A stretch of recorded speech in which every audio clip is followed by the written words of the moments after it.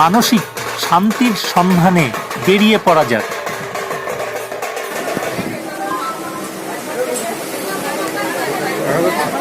দেখা হচ্ছে আমার মুখটা ঠিক ওটা দেখা আমাদের দেখা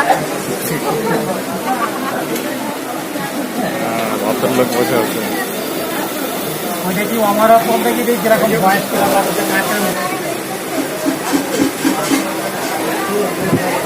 ঠিক আছে আমার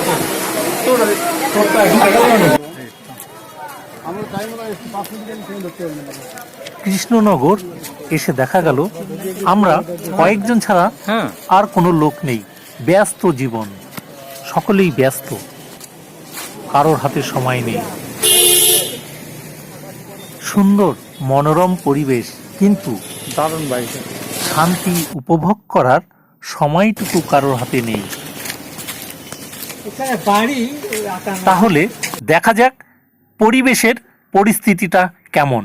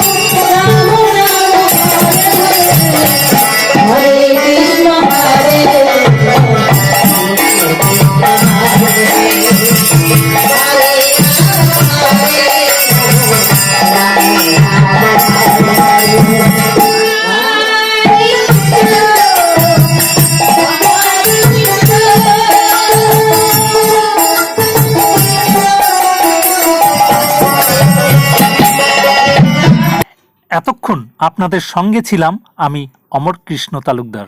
ধন্যবাদ।